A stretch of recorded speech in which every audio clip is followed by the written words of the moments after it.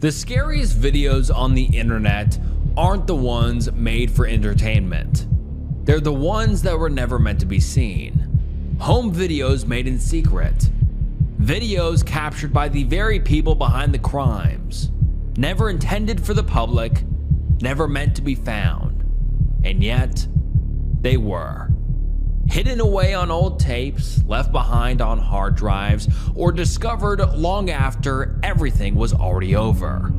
Today, we're looking at some horrifying home videos that captured something terrifying. Make sure you like the video and subscribe to the channel. And let's get into it.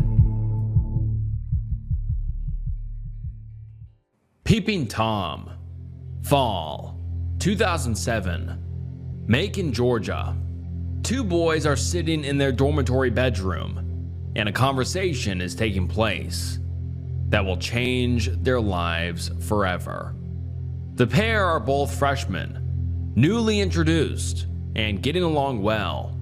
They study at the Mercer University School of Law, a prestigious school with less than 400 students, and ranking amongst the top schools in the nation. Earlier that day, the two boys went to class as usual.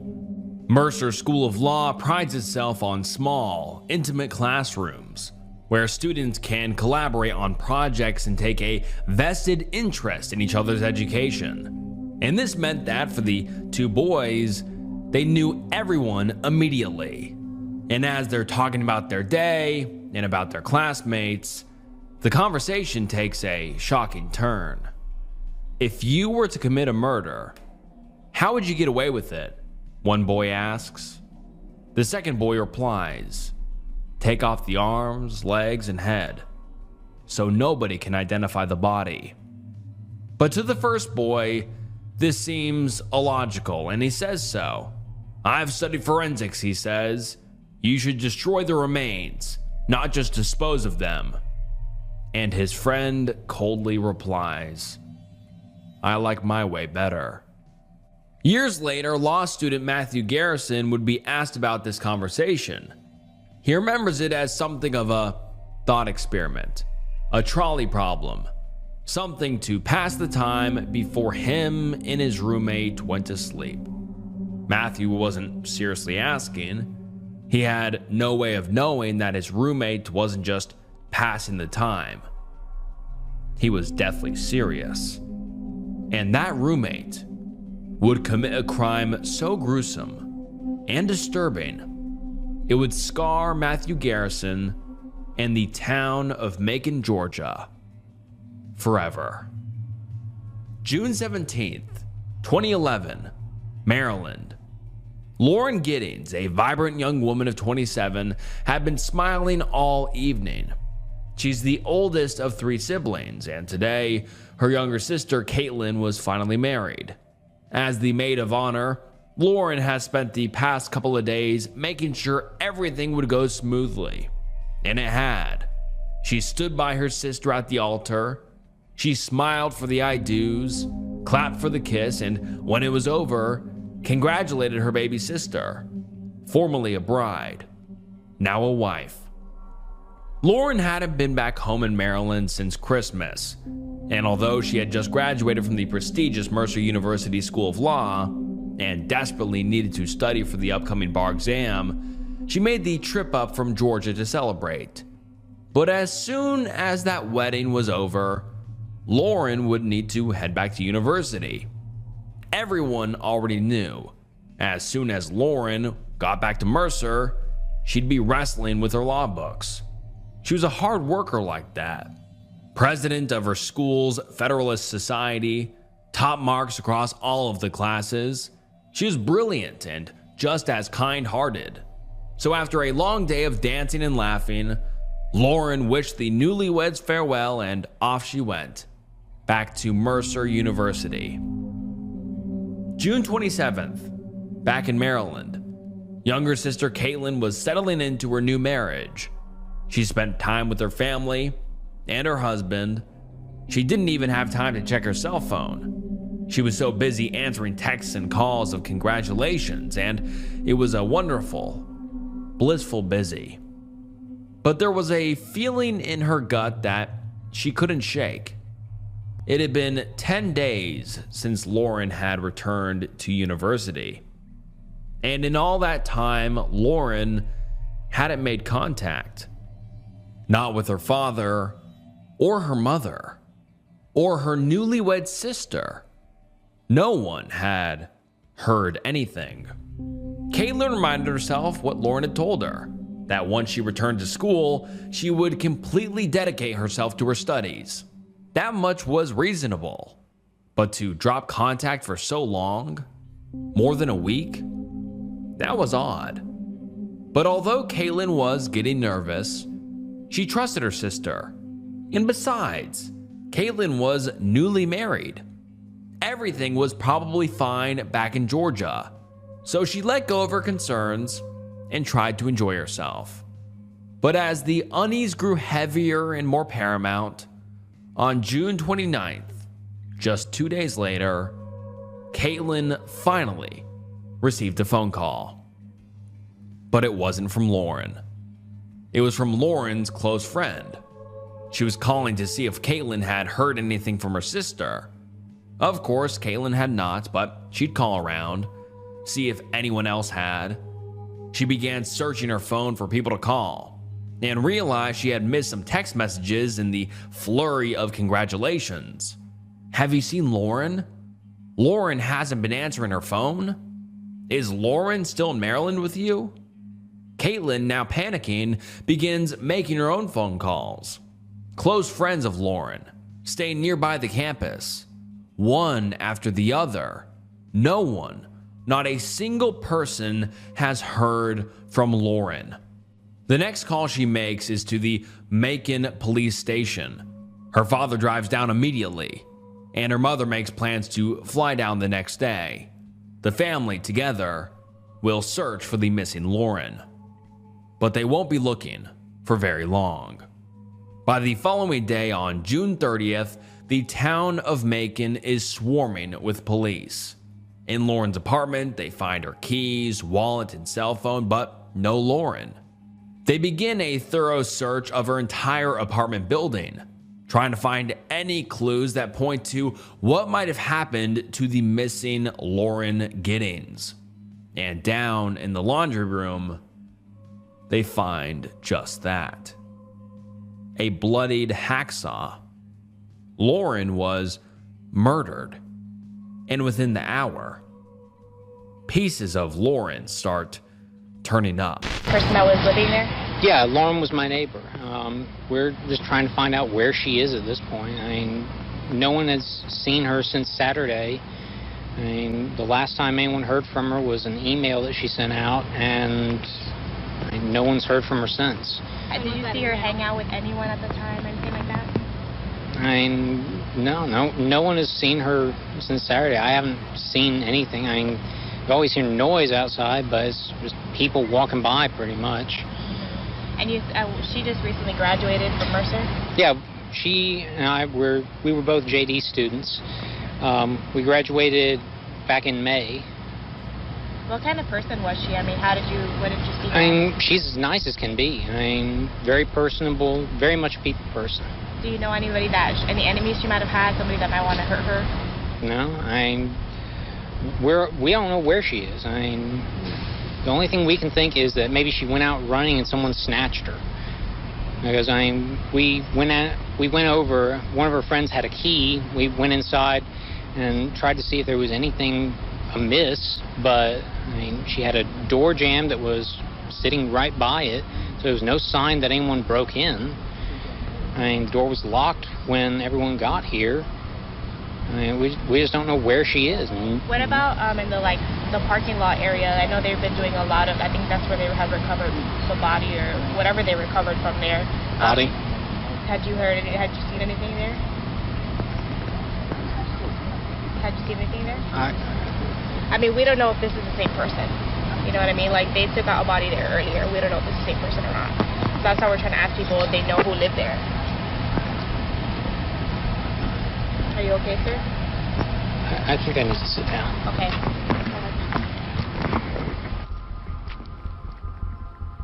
The interview you just watched was produced by WXGA, a local Georgia news station, and the man was neighbor and graduate law student Stephen McDaniel.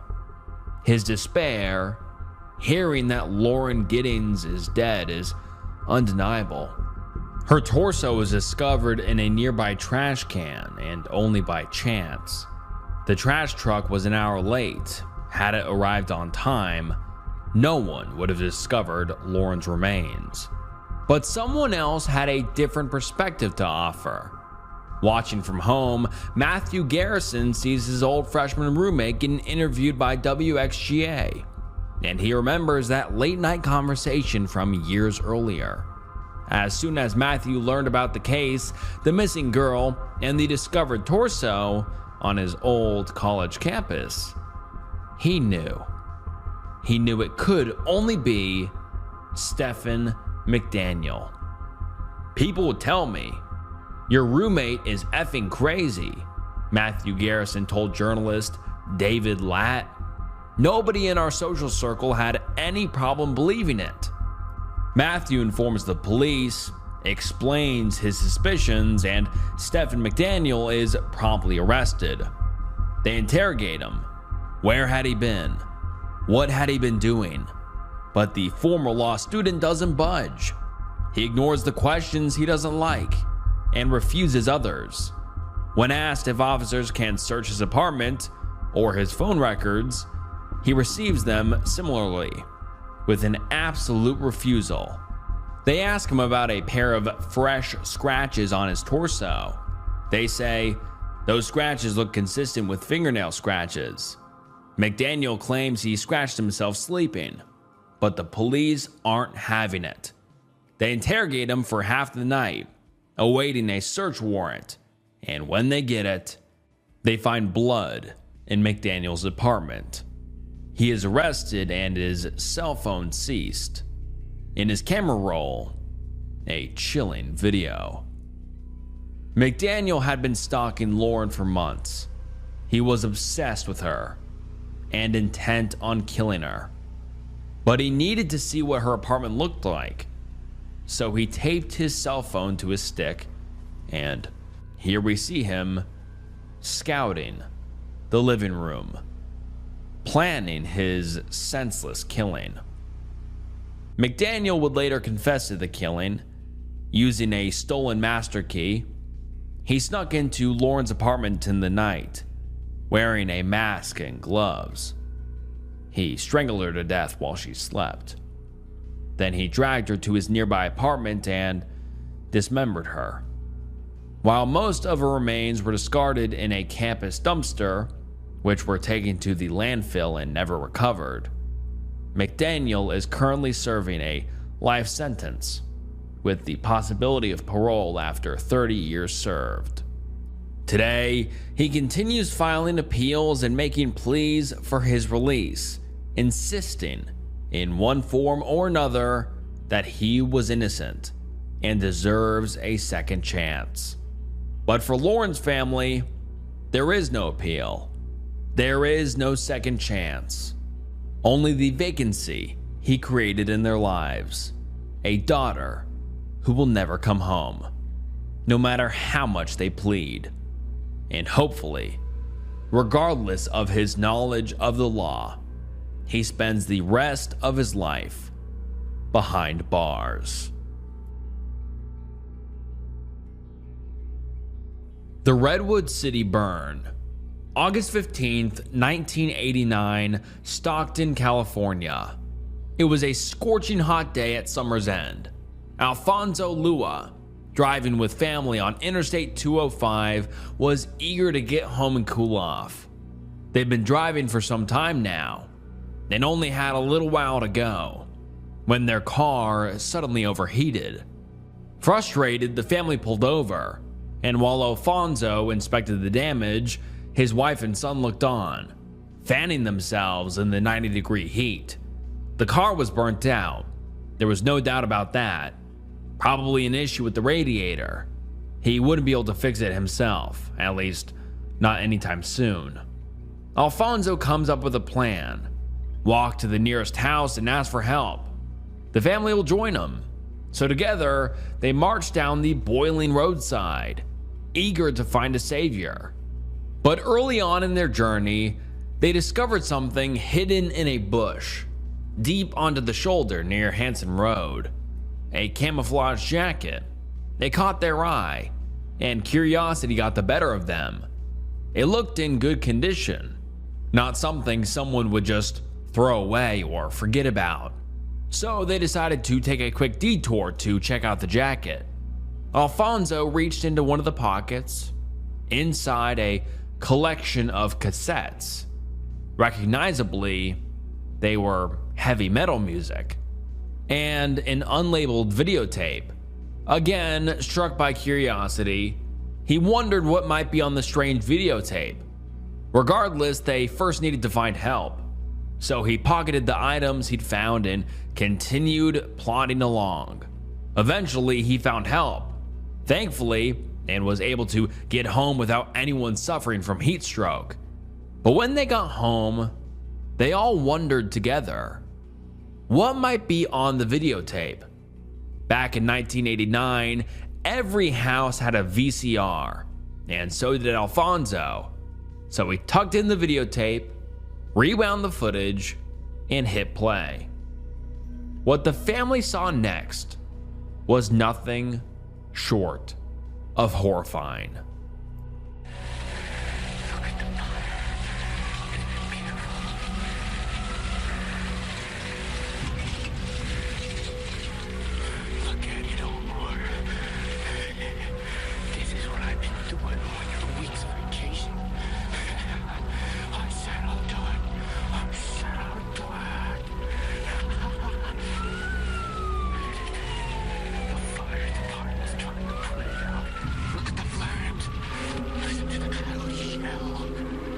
A roaring house fire, and a madman ranting and laughing at his accomplishment, setting fire to someone's home.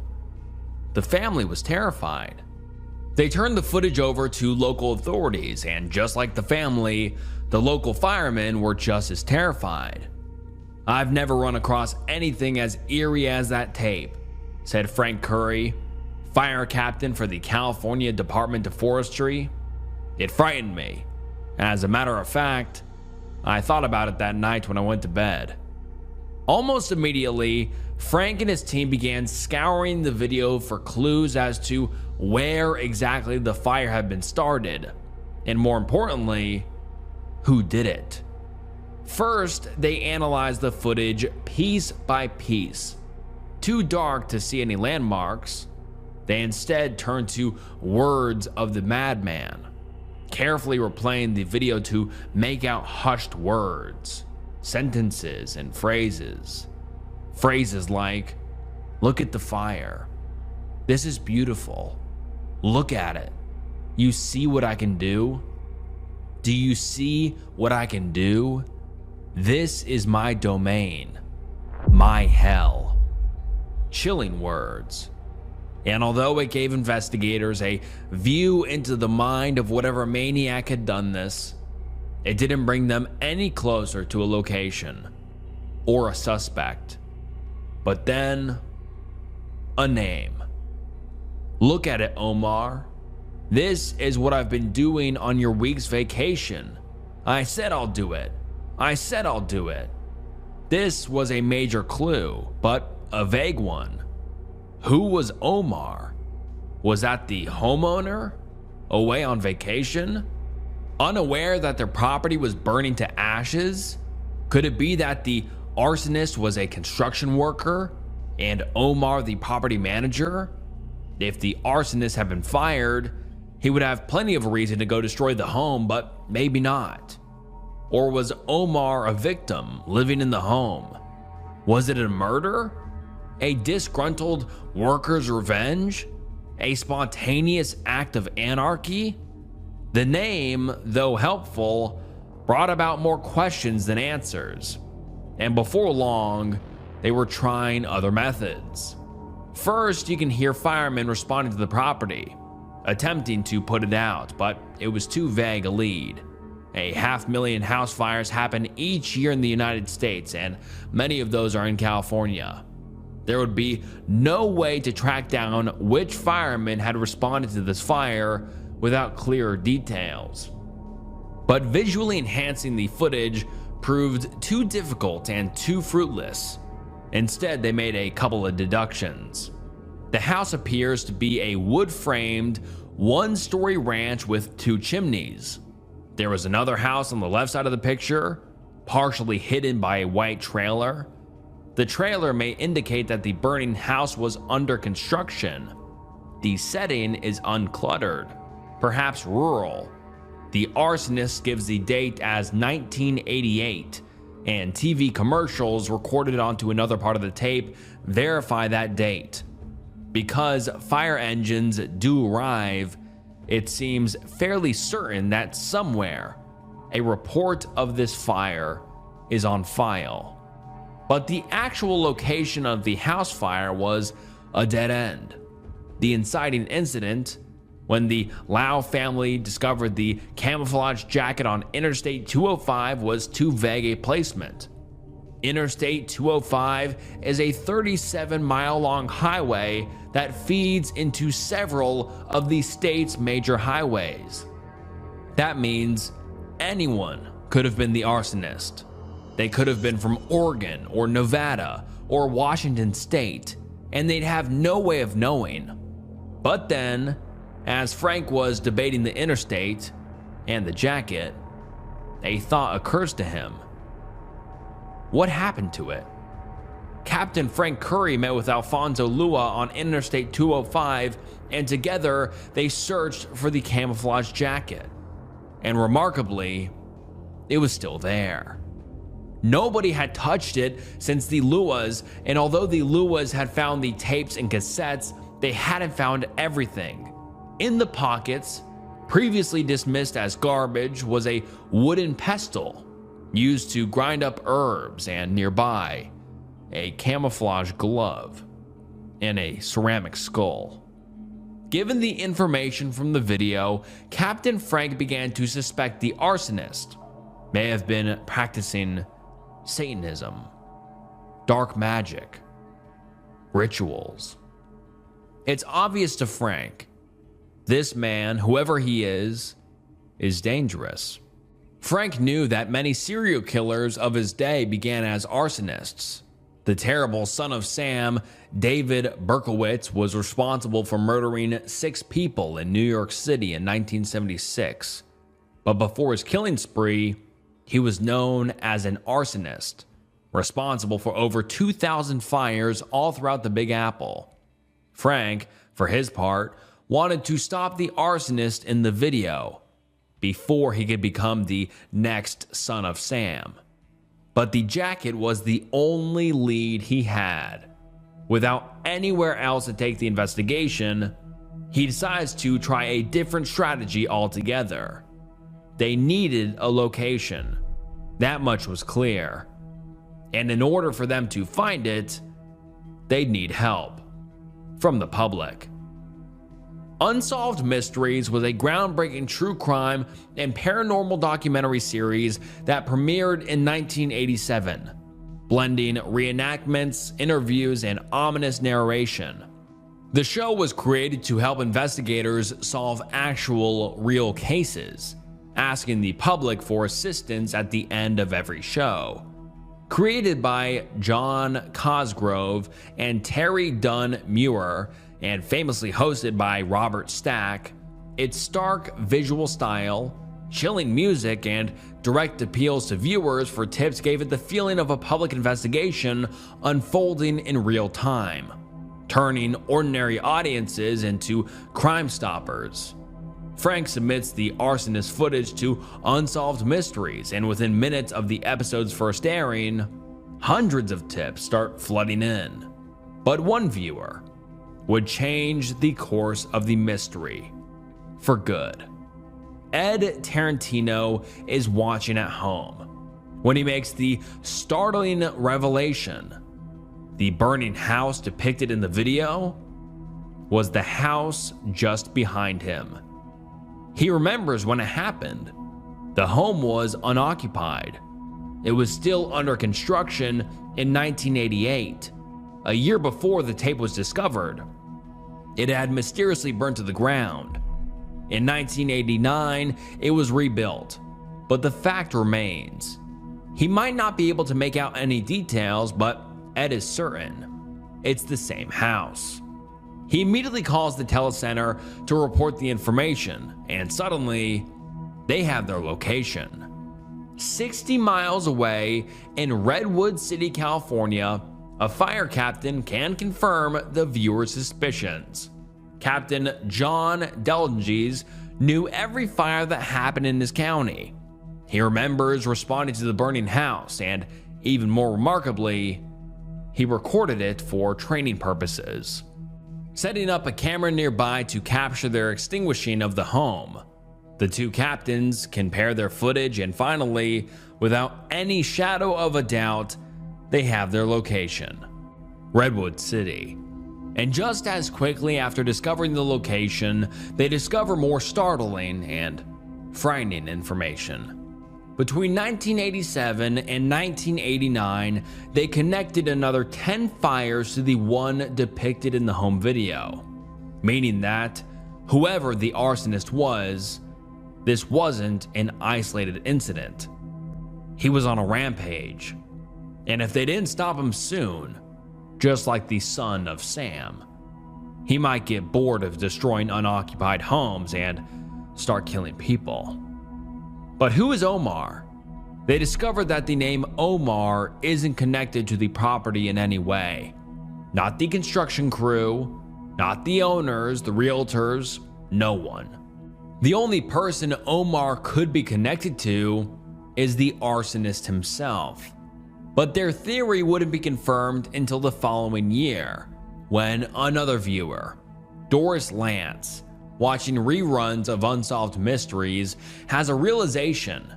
She wonders if the unidentified Omar might be her 17-year-old neighbor.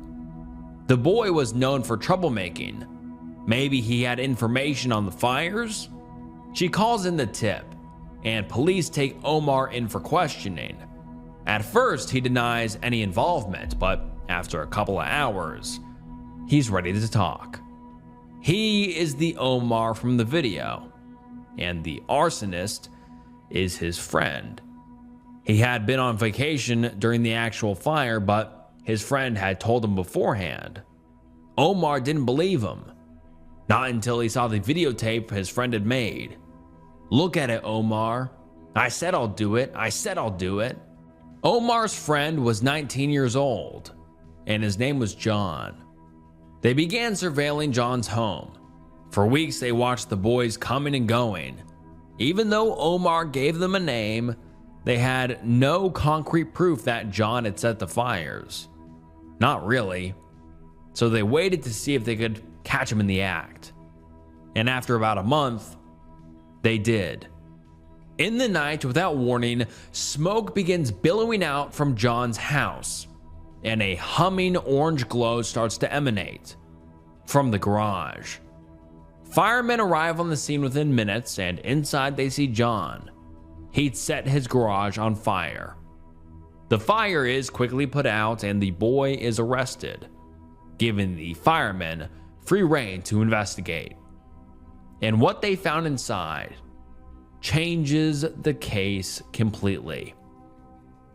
Dissected animal corpses, bloody knives, a Freddy Krueger mask and gloves, a collection of newspaper clippings connected with other fires in the area, and more videotapes.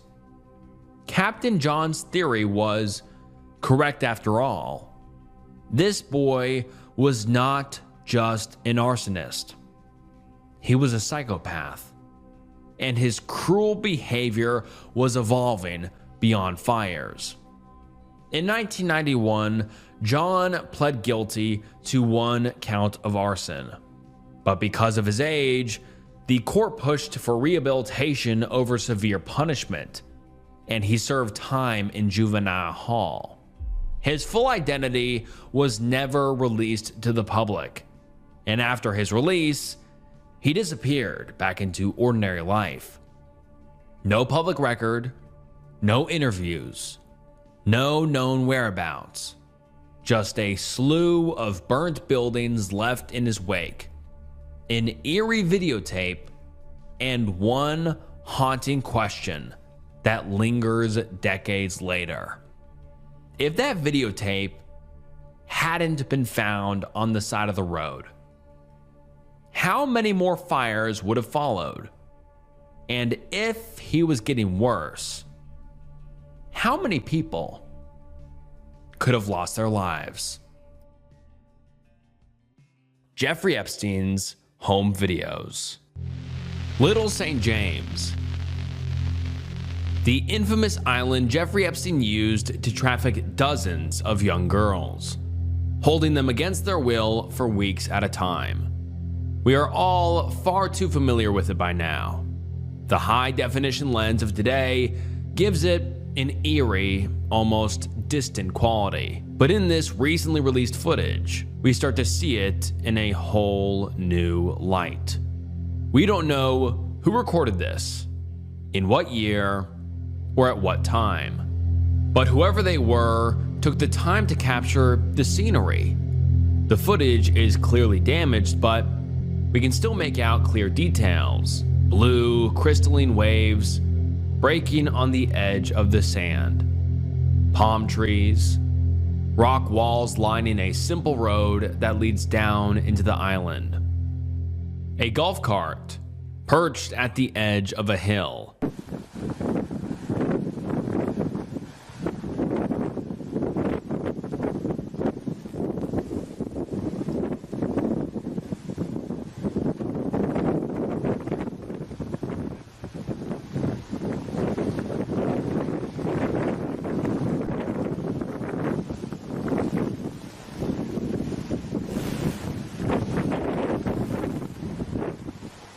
The footage cuts to sea level.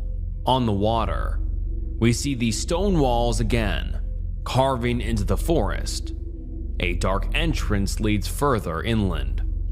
And more golf carts, 3 more. This isn't a small group of criminals, operating on some patch of sand in the middle of the ocean. It's a large-scale operation, and over this quiet, peaceful landscape, the horrors taking place seem even more unbelievable. The camera cuts back to the hillside.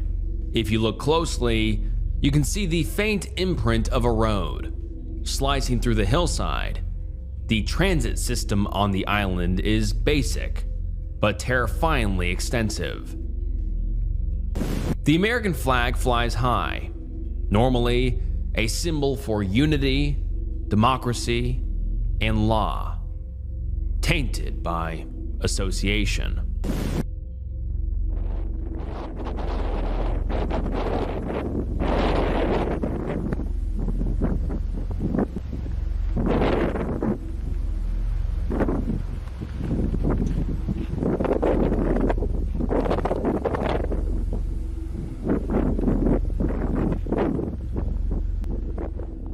From above, it looks like something you'd book on holiday. A shimmering cove, a water trampoline, even a yacht. But just beside it, we see the infamous baby blue rooftops of St. James Island. Up until this time, we've only seen them from distant aerial views, but now we get to see every terrifying detail of the tropical hellscape. And somewhere inside is a monster, waiting for his next victim. Warning, the footage you're about to watch is incredibly disturbing. A blurred out victim is performing for Epstein.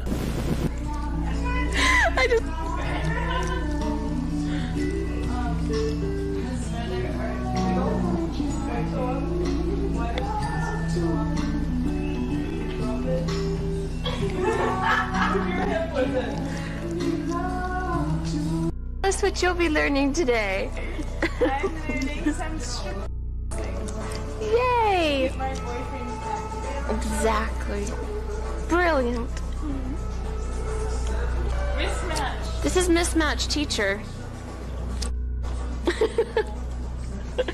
She's mismatched today.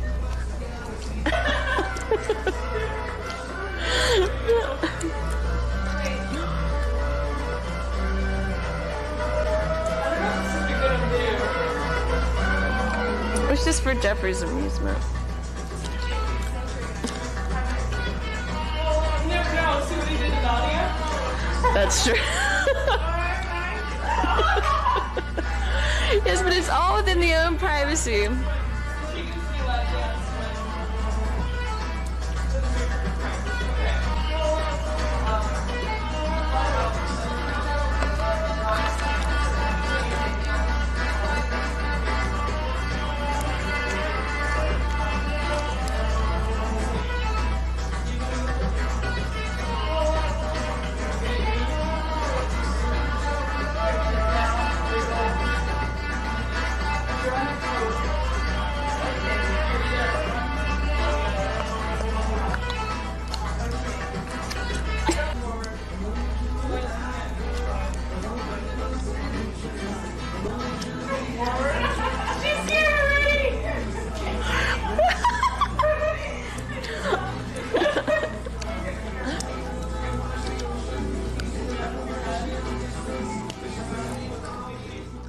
The rest of the footage is too graphic to show on YouTube, but needless to say, even though it's blurred, it's horrific.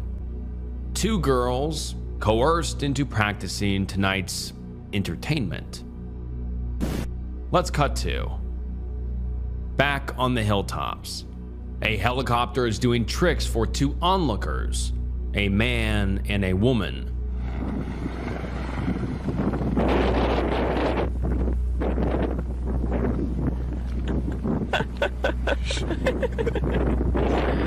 That's crazy.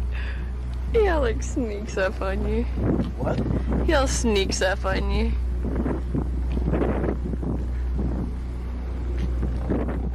The pilot begins doing dangerous flips.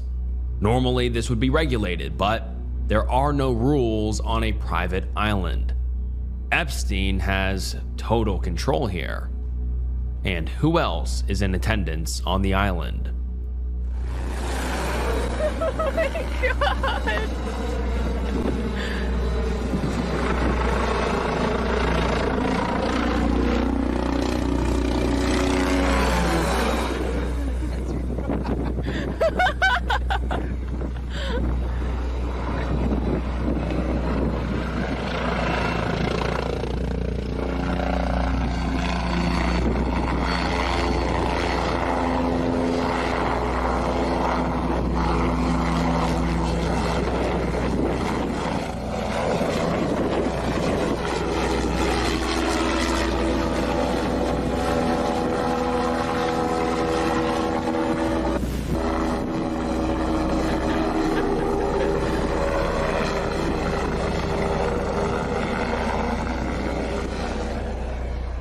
A quick shot of what looks to be Epstein's private pilot.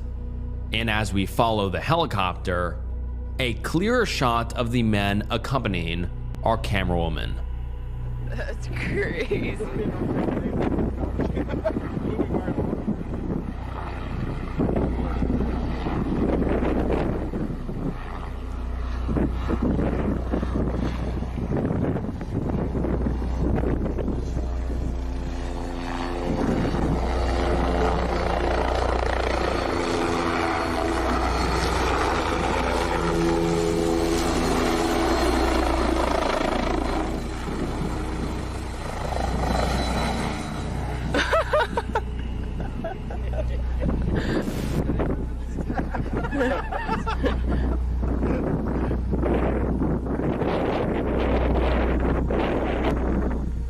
Well, circus girl wanted a ride. Happy New Year. Yes.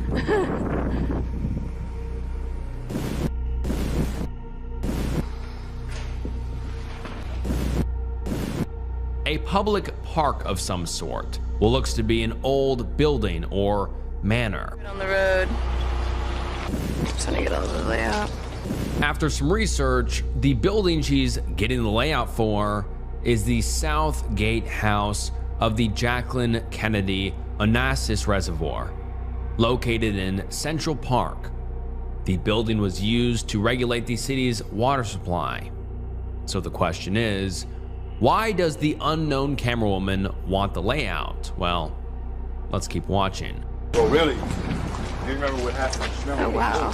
First fight. And it used to be part of the water supply of New York, Manhattan. Shot and smelling. But they knew.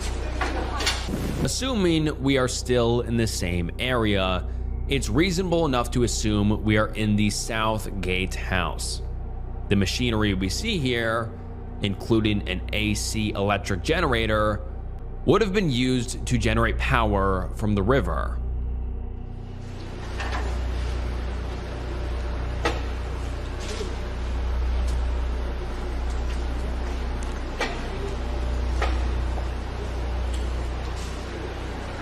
The camerawoman continues to catalog the space, not just the machinery. Again, she's cataloging the layout. And we're about to find out what for. Is it Grumman? Yeah. That is our boat. That is That's cool. why is it here? You know, there's an opportunity to find out about the deck. Use it for the crew chief. You could build out on the water? Well, I mean, Or- anything's open now. I mean, there's no.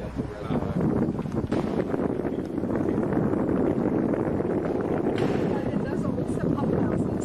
You see that we could do different things with that's a northern pump house, but they're much smaller than ones. This is the prime one. Okay. You could be all connected or whatnot. Somehow, I don't know what could happen. You know. They would have to be. Is it Grumman? Yeah. The steps are pretty. About halfway, put a little space between you as you go down on the steps. Don't everyone get on the steps at once.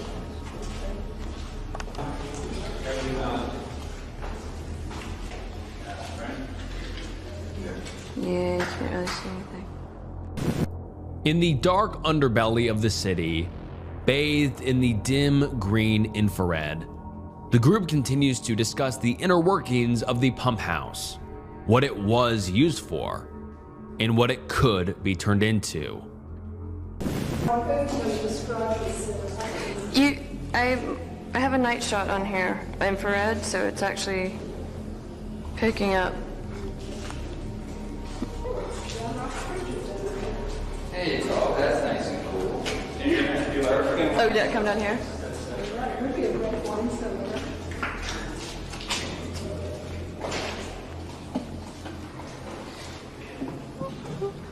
So cool. Just get this part. Back on the surface, the camerawoman happily hums as she scans the exterior. I'd like to remind you, this isn't just any woman. We can't confirm their identity, but considering this footage was collected from the same camera, and its inclusion in the files, we can allegedly assume this woman was sent here by Epstein. And if you had any suspicions about what their intentions for the property are, a government building, mind you, well, they're about to tell us. Because you could sort of have this already planned out for something, so then what part is available to do something with? We actually don't have any funding for this. Oh, okay, so that's, okay. So you just need funding for what you already have in mind to do? Yes. Okay. And in a sense, there is basically a top lot geared towards smaller kids. Mm-hmm. The large piece out front, adjacent to Umpire Rock, be for older kids, and is also basically a giant water feature. At the high point, water will actually runs down there. This area out in front will be a large open area with a synthetic turf play surface, and then there'll be swings and kind of an old-fashioned playground off to the south. That makes it very clear.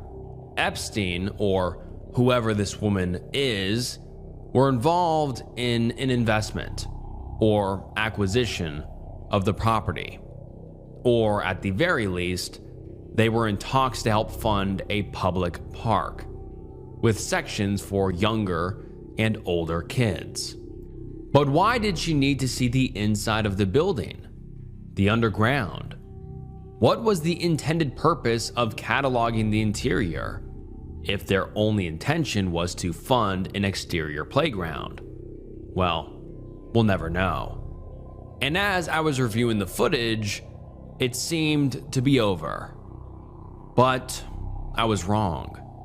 Hidden at the end of the tape, sandwiched between two empty blue screens, is 2 seconds of footage.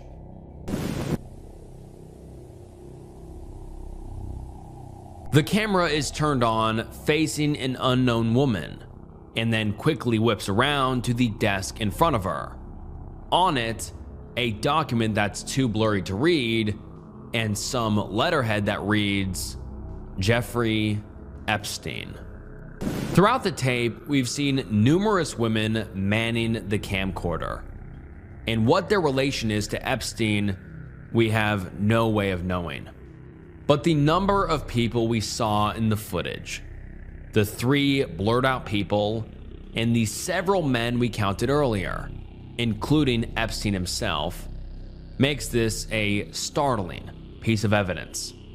And this isn't an isolated tape. There's new footage coming out every single day, as people continue to sift through the thousands of videos, each time discovering new, first-hand documentation of the horrors that Jeffrey Epstein inflicted on his innocent victims, and the ways he captured each and every moment. Here we see Epstein dancing with an alleged victim. It seems lighthearted, like they're both having fun. I think this is what makes the Epstein videos so confusing for most people. These girls, although they look like they're having fun, have been systematically manipulated by powerful people. And no matter how jubilant it looks, the terrible, traumatic abuses these women suffered can never be fully communicated. But this is what abuse, real, everyday abuse looks like. It almost looks normal, but beneath the surface, darker currents are running.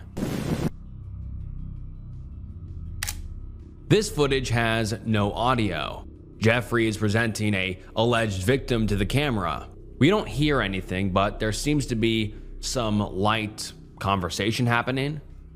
She reaches out to touch him. We can't see her face, but the gesture seems almost playful. But then we begin to see the terrible truth. He gives her instruction. Then he gets a bit impatient. And what happens next is beyond words. This is something we saw in the original camcorder footage. Provocative acts. Women teaching other girls to do the same. This is a pattern we continue to see throughout the newly released footage. A powerful man with more money and influence than any of us could possibly imagine, taking pleasure in the strong-arm acquisition of property, prestige, and his disgusting desires. Jeffrey Epstein didn't just abuse his victims. He wanted them to perform. He treated corporations, the government, and his own victims like playthings. He used them for his own entertainment, and he cataloged everything so he could relive it every single day. His own personal movie, where he got to decide the ending. And today, as more files have come to light, it's become all the more important that we continue to press the issue. Because only after the last file is released, and every perpetrator is brought to justice, only then can the terrible performance end.